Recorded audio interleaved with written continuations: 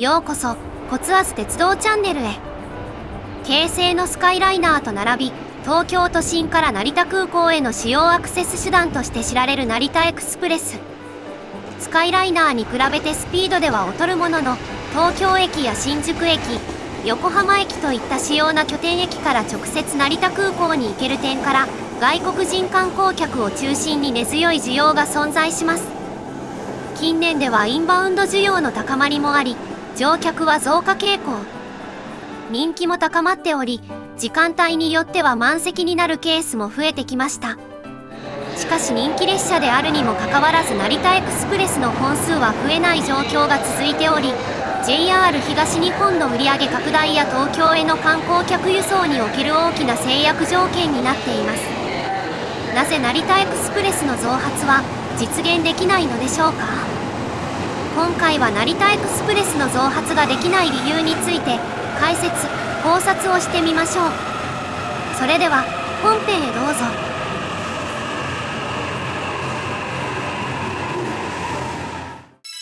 成田エクスプレスの概要。成田エクスプレスは成田空港から成田線、総武快速線、山手貨物線、横須賀線などを経由し、新宿または大船までを結ぶ JR 東日本の特急列車です。名前の通り成田空港から東京都心部およびその近郊までを結ぶ空港アクセス列車の一つであり、成田駅から成田空港のターミナル直下へ伸びる路線である成田線の空港支線が開業した1991年に運行を開始しました。以来同時に乗り入れを開始した京成線のスカイライナーと激しいシェア争いを繰り広げています。最高速度は130キロと強豪のスカイライナーに比べて遅く、主要駅までの所要時間も20分以上長くなるものの、 JR 東日本の路線網を生かし都心の主要駅に直接乗り入れる点で、スカイライナーに対して利便性の高さをアピールしています。かつては池袋や大宮、新宿から中央線に入って八王子、さらに高尾まで定期列車として乗り入れており、臨時列車としては横須賀線を大船からさらに進んだ横須賀や、中央線をさらに進んで大月から富士急行線まで直通し、富士山、河口湖まで乗り入れた列車もありました。その後の情勢によりこれらの運転はなくなったものの、スカイライナーでは乗り換えが必要な東京駅や新宿、渋谷、品川駅といった東京の主要駅から直接乗り入れられる点や、同様に京成線方面からは本数がかなり限られている横浜方面への設定があることから、今でもネットワークに強みは持っています。そんな成田エクスプレスは運行開始時より全車指定席で運転されています。運転当初は豪華なグリーン個室を持つ253系を使用し、現在は2009年より導入された E259 系が使用されています。どちらも赤と白と黒を基調にしたカラーリングで、一目で成田エクスプレスとわかるような見た目をしていたのですが、2024年3月以降は潮騒でも E259 系が使われており、その関係で E259 系は2023年よりカラーリングの変更が行われ、先頭車にシルバーの差し色が加わっております。成田エクスプレスの運転本数と利用状況。成田エクスプレスは2024年8月現在では27往復が運転され、うち26往復が新宿行きとして運転されています。この新宿行きの15往復は東京駅で分割併合しており、12両編成のうち6両編成が新宿行きとされており、残りの6両は横浜方面の大船行きとなります。なお残り1往復である朝8時台に大船を発車する11号と、19時半頃に大船に到着する42号のみ新宿行きがなく、12両全車が大船駅を始発・終点として運転されています。運転間隔は日中ベースで新宿発着列車が約30分間隔、大船発着列車が約1時間間隔となっています。所要時間は東京空港第2ビル間で1時間前後と、同様に日暮里空港第2ビル間で最速36分のスカイライナーに比べておよそ20分から25分以上多くなっています。しかし重い荷物を持ったまま都心部にアクセスできる上、外国人観光客がジャパンレイルパスにて無料で座席指定をできるなど、成田エクスプレスには独自のメリットもあることから、近年は成田エクスプレスの人気も高まっています。特に新宿発着列車は好調が続き、満席に近い利用率になることも多いです。一方の大船発着列車は地理的に近い羽田空港の再国際化など、横浜方面の利用者の羽田志向の影響が強いこともあるのか、多くは東海道新幹線と簡単に乗り換えできる品川で降りてしまい、それ以降は閑古鳥が鳴く乗車率となっていることも多いです。それでも武蔵小杉や横浜までは一定の利用があるものの、横浜・大船間は1両に2人から3人程度しか乗っていないことも多く、大船駅の近くにある車庫である鎌倉車両センターまで改装するついでに乗せているような状態が続いているというのが現状です。そんな成田エクスプレスの特急料金ですが、他の首都圏の特急列車よりも高額な A 特急料金が採用されます。ただし2024年3月のダイヤ改正以降は料金が改正され、それまでシーズン別に値段が上下していた特急料金が通年で通常期の料金を参照する料金体制へ移行したほか、空港第2ビルと成田空港の両駅が乗車区間に絡まない場合、スワロー料金と呼ばれる安価な特急料金が適用されるようになりました。さらに2020年代に入ってからは駅ネットを介した着席サービスの販売も積極的に PR されており、結果として空港利用者以外の利用も増えています。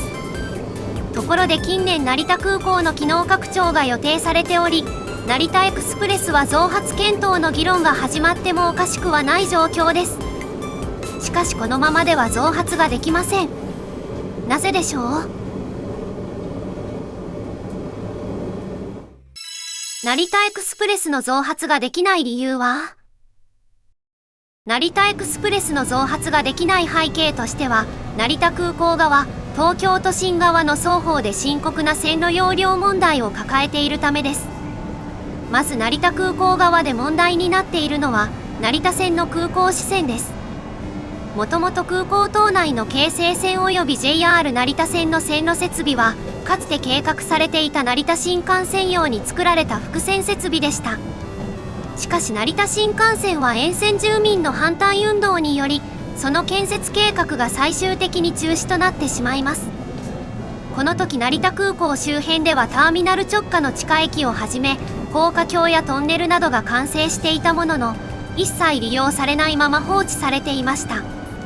また鉄道アクセスもターミナルからバスでアクセスする必要のあった当時成田空港駅と名乗っていた現在の京成線東成田駅を頼らざるを得ず、空港開港後の成田空港のアクセスの不便さについては以前からかなり大きな問題点となっていました。この問題を解決するべく1988年、放置された設備を在来線設備として転用してターミナル直下への乗り入れを開始する方針を決定。JR 東日本や京成電鉄、成田空港会社などが出資する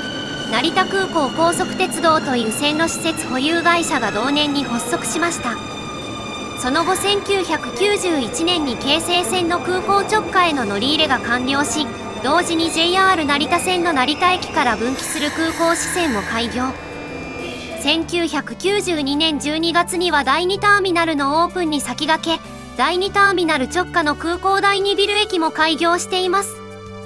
ところがこの区間は成田新幹線の複線設備に対して JR、京成の両鉄道会社が乗り入れているために、双方が単線ずつ乗り入れる構造になってしまいました。さらに JR は 1067mm の凶器、京成は 1435mm の国際標準機と期間が違うことから線路を共有することもできず、結果どちらも空港島内は単線で行き違い不可能という大きな支障を抱えることになってしまいました。この事態は成田エクスプレスの増発だけでなく、この路線が影響する他路線にも影響を与えており、横須賀線や総武快速線の遅延率を高める原因の一つになっています。ちなみに南海電車と JR が乗り入れる関空の連絡橋も成田空港島内の京成と JR と同様の形態となっています。しかし南海電車は JR と同じ 1067mm の凶器の機関であり、結果として JR と南海電車が線路を共有することが可能で、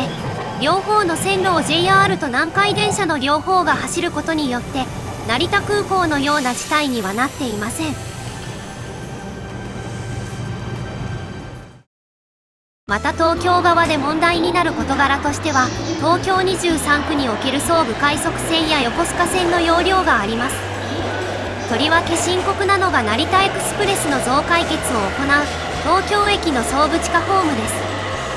このホームは島式の2面4線が確保されているものの、狭い敷地に無理やり4線という配線を取ったゆえに、その発着列車について制限が多くなっています。さらに1970年代半ばの時点で地上へのエスカレーターや地下中央通路の混雑が問題となるほど、それ以外の設備の貧弱さも問題となっています。加えて東京駅の総武地下ホームは冠水に至ったこともあるなど、深刻な地下水問題も抱えていることもあり、ホームを増やすことも難しいというのが現実です。であれば2駅先の品川駅なら地上でホームも多いし問題ないのではと思う方ももしかするといらっしゃるかもしれません。しかし品川駅で横須賀線の東京トンネルとつながるホームは13番線、14番線、15番線の3つしかありません。しかも14番線については湘南新宿ラインや埼京線など新宿方面へ行く列車を臨時に折り返すためなど、異常時の対応のために普段は開ける必要もあり、ここをたやすく使うこともできないのが現実です。さらに品川駅から先の頻角線の区間については湘南新宿ラインや埼京線などと共通で使われることもあり、下手に横浜方面の列車本数を増やした上で成田エクスプレスや総武快速線の本数を増やすのも難しいです。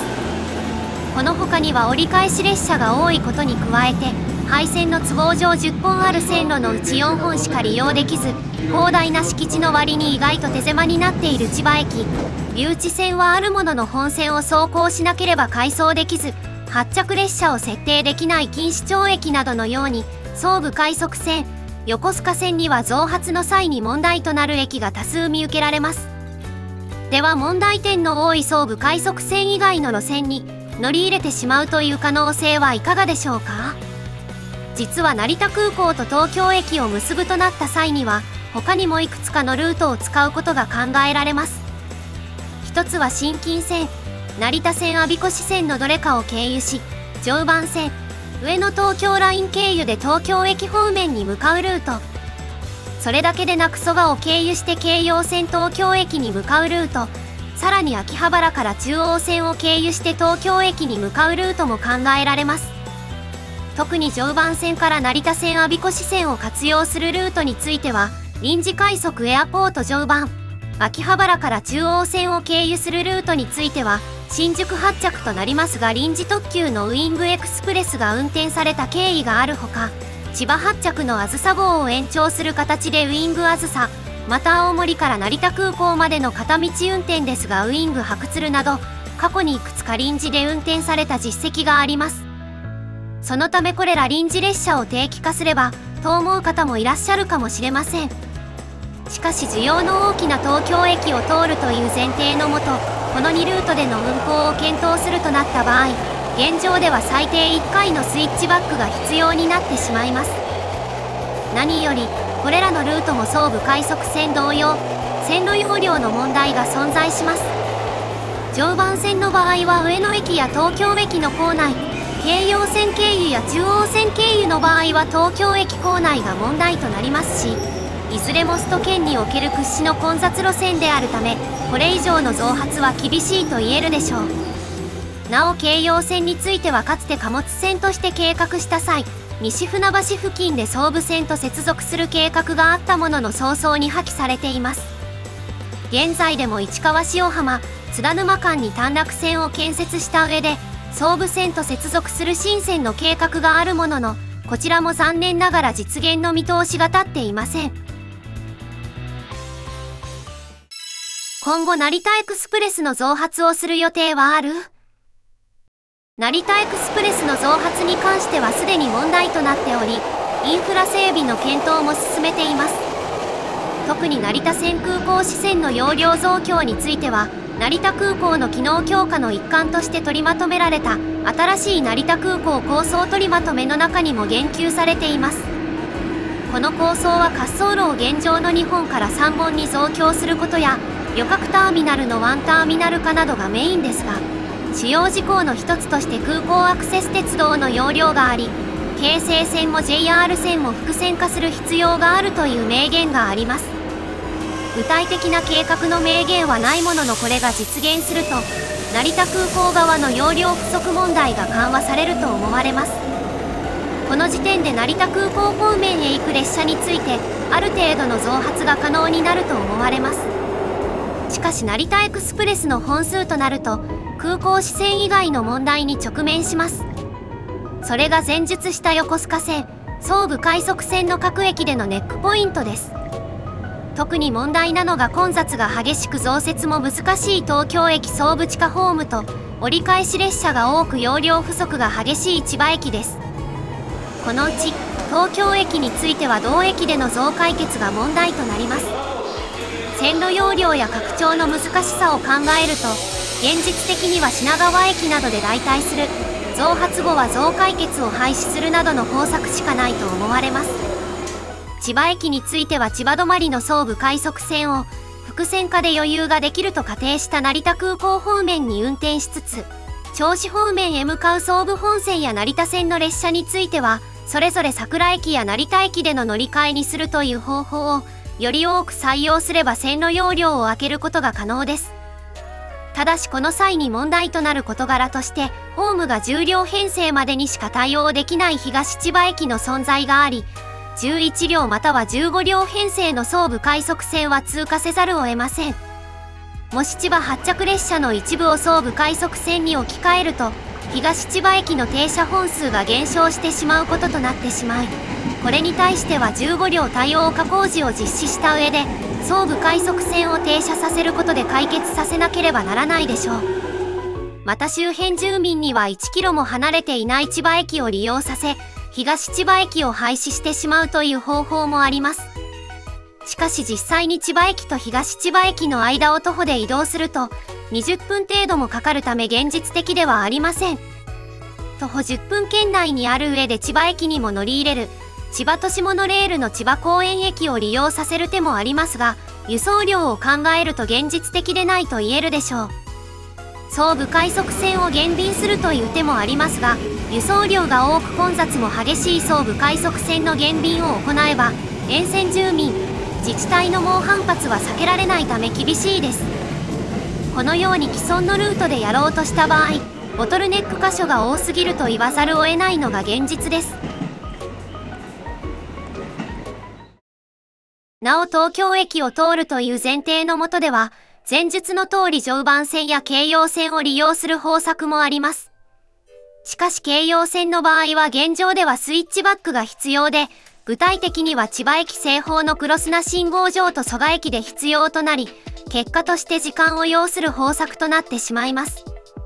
また総武線と接続となると莫大なインフラ整備費用がかかるため、こちらについても無理があると言えるのが現実でしょう。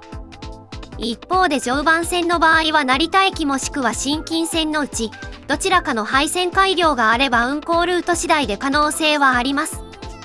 ただ常磐線の場合はそれ以上にネックとなる点があり、それは上野駅構内でも平面交差している問題です。この影響で宇都宮線、高崎線、常磐線方面と東海道線を直通する上野東京ラインの運行においては、最混雑時間帯に品川発の常磐線を設定することができず、現状でも多くの問題を抱えています。ここに成田空港アクセスが加われば、さらに余地がなくなることが想像されるでしょう。このように一番需要の大きい東京駅を経由させようとすると、現状の設備ではスイッチバックによる時間ロスや、混雑時間帯の通勤列車の本数削減などをはじめ、何かを犠牲にしないと増発自体が難しいというのが現状で、無理のある案ばかりになるという問題を抱えており、現状日中30分に1本からさらに成田エクスプレスを増やした場合、その増発分を差し込む余地がなかなかないことがわかります。ただし苦渋の決断とはなってしまうのですが、東京駅を経由せず別の駅を発着する形で増発する可能性もありえます。例えばかつて房総方面への準急行が数多く発着し、現在でも総武快速線と接続している両国駅の3番線は時折イベント列車が走ることがあります。そこを一部成田エクスプレスの発着駅とすればアクセス面では不便となりますが、東京駅の問題とは関係がなくなる上、国技館や東京スカイツリーなどといった有名観光スポットの近くに直接アクセスできることを売りにして新たな需要を作ることも可能と言えるかもしれません。また混雑は激しく本数は限られる可能性が高いですが、秋葉原経由で中央線に直通して新宿方面を目指すルートも可能です。この場合はかつてのウイングあずさのように甲府、松本からの直通特急を運転することもできるようになり、さらに外国人観光客にとても人気な富士山、河口湖へもダイレクトでアクセスすることが容易になるなど、ネットワークの拡大策としては強力なものになってきます。しかしこれらの場合でも結局は千葉駅の問題は解決されません。さらに中央線や総武線各駅停車も過密路線であり、それらの線路容量はどうなのかという疑問も生じます。前述した東千葉駅の総武快速停車などといった小さな箇所でもインフラ整備は必須になってくると言えるでしょう。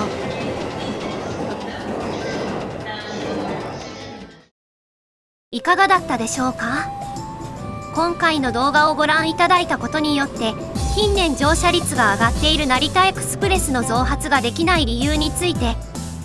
成田線の空港支線が単線であることや増改決を行う東京駅総武地下ホームの容量が少ないこと、千葉駅も廃線の都合上入れる場所が限られるなど各地で線路容量の問題を抱えて増発が難しい状況にあること、このうち成田線の空港支線については成田空港自体の改良策の一環として京成との線路スペース共有問題の解消が見込まれていること。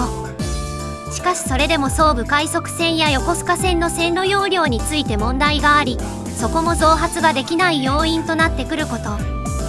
このうち東京駅の線路容量問題については増改決をやめて線路容量を上げるくらいしか考えられないこと。千葉駅の問題は東千葉駅を15両編成対応にして総武快速線の停車駅にした上で千葉折り返しの総武快速線を成田空港まで伸ばし、桜、成田発着の銚子方面へ向かう総武本線や成田線の列車を増やして千葉駅折り返し列車を減らすことで線路容量を減らすという方法が考えられること。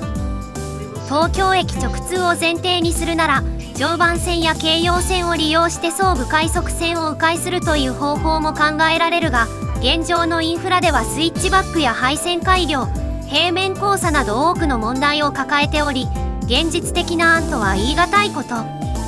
一番需要の大きな東京駅を通らないという問題はあるものの、普段は使われない総武快速線と直結するホームがある両国駅の活用や秋葉原経由で中央線に直通して都心に向かうというルートも考えられるが、千葉駅の問題は残る上に総武線各駅停車や中央線の線路容量の問題が出てきてしまうこと